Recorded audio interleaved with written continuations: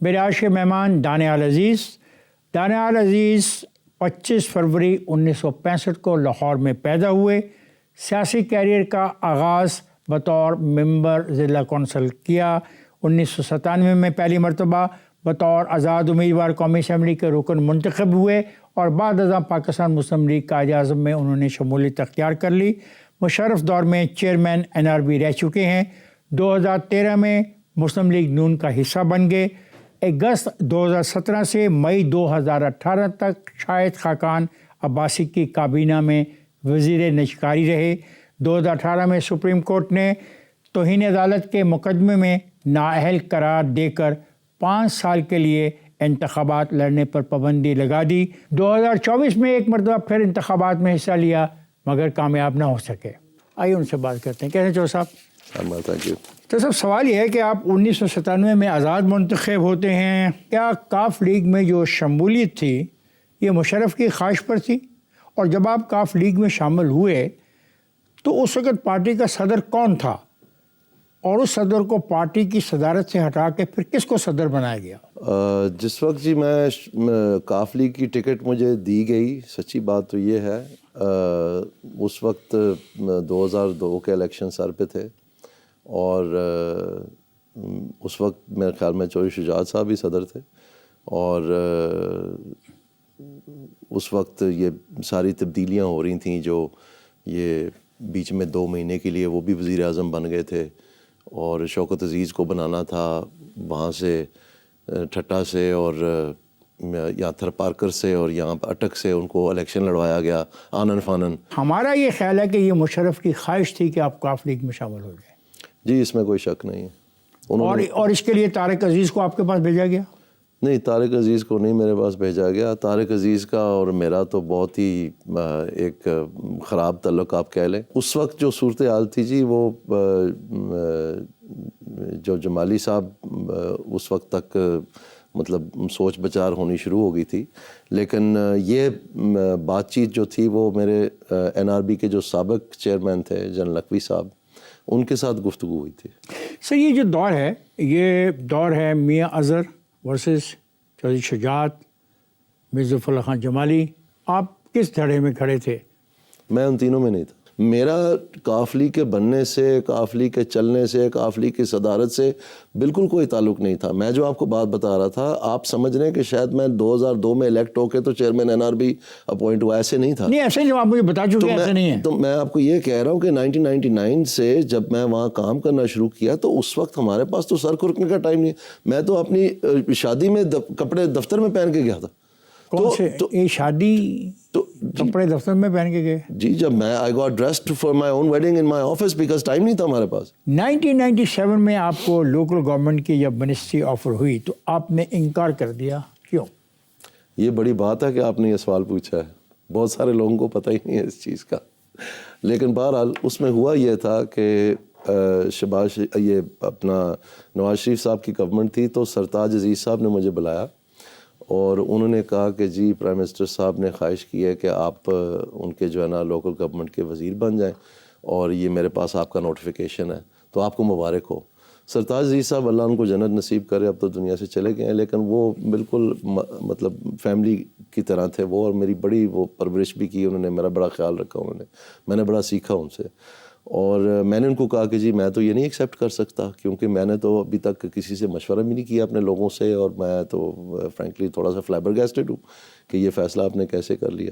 تو انہوں نے کہا بہرحال میری ایڈوائس آپ کو یہ ہے کہ آپ یہ لے لیں. اس وقت میرے ایک اور دوست ہیں مختوم احمد محمود صاحب، he was actually the local government minister at the time اور میرے لیے مخدوم زادہ حسن محمود کے صاحبزادے. جی تو میرے لیے بڑا وہ آکورڈ تھا. اس کے علاوہ بھی میں انڈیپینڈنٹ الیکٹ ہو کے آیا ہوا تھا اور میں بہت ساری چیزوں میں مطلب اپنا اظہار کرنا چاہتا تھا، نہ کہ میں ایک ٹریک پہ چلا کے تو وہاں اس مطلب آپ سمجھتے تھے کہ جو لوکل گورنمنٹ ہے یہ غلط ہے؟ نہیں، میں سمجھتا تھا کہ لوکل گورنمنٹ مجھے بڑی لمٹ کر دے گی کیونکہ میں پولیس کے بارے میں، فائنانس کے بارے میں، اکانومی کے بارے میں سب چیزوں کے بارے میں نہیں آتا نا اس وقت کیونکہ وہ لوکل باڈیز تھی. وہ لوکل گورنمنٹ تو پھر ہم نے بنائی. چلے مقامی حکومتوں کا جو نظام آپ لے کے آئے اس میں کافی رکاوٹیں تھیں.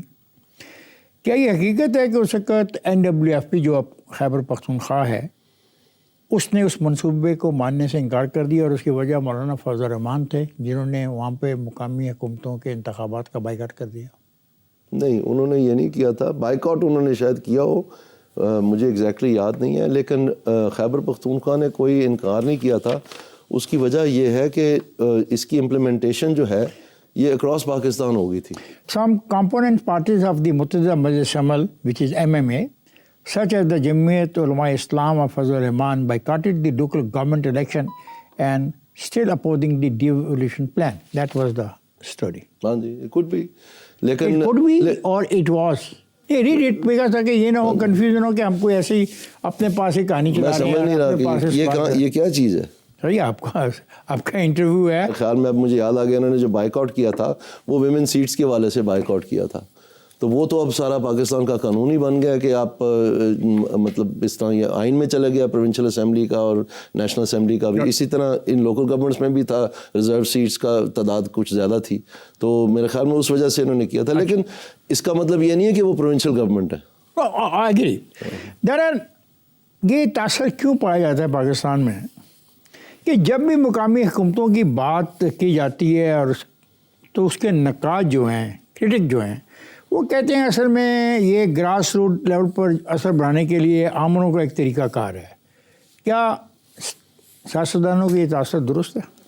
میں سمجھتا ہوں کہ کسی حد تک یہ درست ہے. کس حد تک؟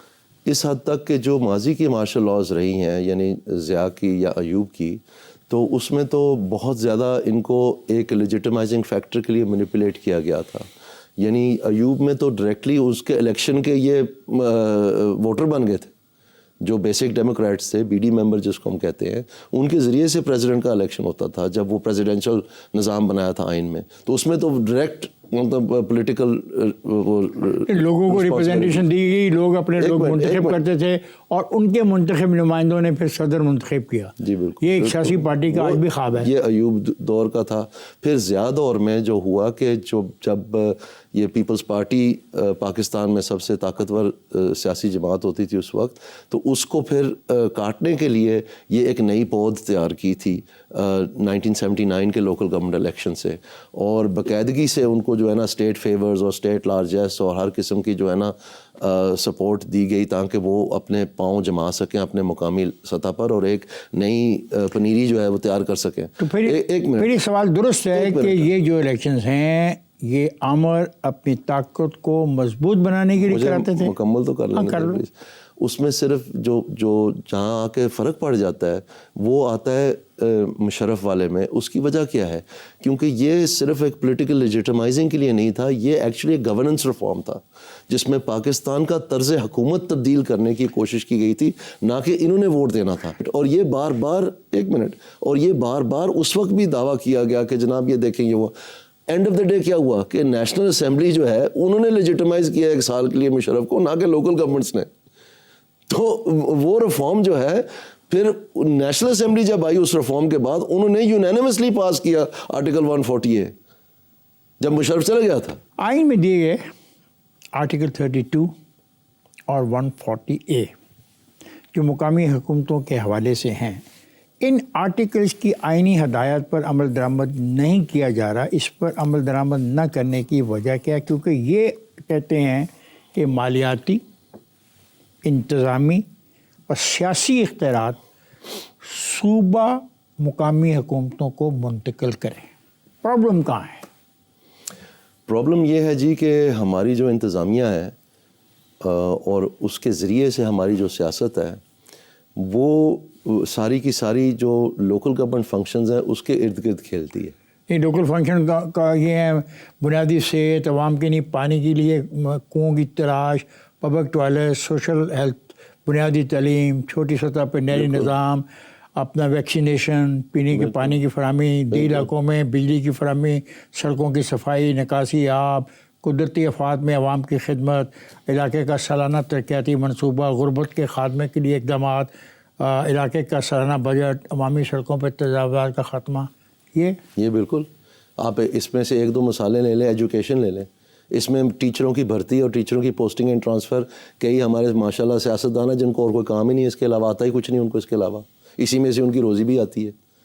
تو میں آپ کو اب کیا بتاؤں. یہ جو سڑکوں والی بات آپ نے کی ہے، ان کی تعمیر یا ان کی مرمت کے لیے جتنا حساب کتاب یہ سیاستدان کرتے ہیں، میں آپ کو بتا ہی نہیں سکتا کہ کتنا غدر مچا ہوا ہے. تو آپ نے پولیس نہیں لکھا بیچ میں؟ پولیس نہیں لکھا. وہ بھی لکھے نا جی. فیصلہ نہیں ہوا تھا پولیس کا. ہوا تھا فیصلہ، ڈسٹرکٹ پبلک سیفٹی کمیشن بنی تھی. ہاں کمیشن بنی جی، لیکن یہ نہیں ہوا تھا کہ police will be answerable. D P O answerable تھا ڈسٹرکٹ ناظم. اچھا فرض کریں ایک شہر ہے، اس کے لیے 158 ارب روپے کا پیکج تیار کر لیا گیا ہے. اس پیکج کو عمل درآمد پہ کرنے کے لیے کس کی ذمہ داری تھی اور ہونی چاہیے؟ لوکل گورنمنٹ کی. اگر وہ ان کی، اگر وہ ان فنکشنز کی تھی بالکل، اور دنیا میں ہوتا ہے تو پھر دے دیے. کیا مطلب؟ پھر ایل ڈی اے کیا کرے گی، پھر پی ایچ اے کیا کرے گی، پھر واسا کیا کرے گی، تو وہ سارے پھر ایم سی ایل کیا کرے گی؟ وہ سارے سپریم کورٹ کے فیصلے کے مطابق ان کے تابع، لوکل گورنمنٹ کے تابع ہیں. یہ ابھی جو فیصلہ کر کے گئے ہیں، یہ جو موسٹ ریسنٹ چیف جسٹس صاحب تھے، ان سے پہلے جو ہمارے ابھی والے ہیں، انہوں نے یہ فیصلہ کر دیا تھا جاتے جاتے کہ جتنی بھی یہ اتھارٹیز ہیں، یہ گورننس تھرو اتھارٹی کریٹ کر دیا تھا انہوں نے. لوکل گورنمنٹ کے فنکشنز کھینچتے انہوں نے طے کر دی بات.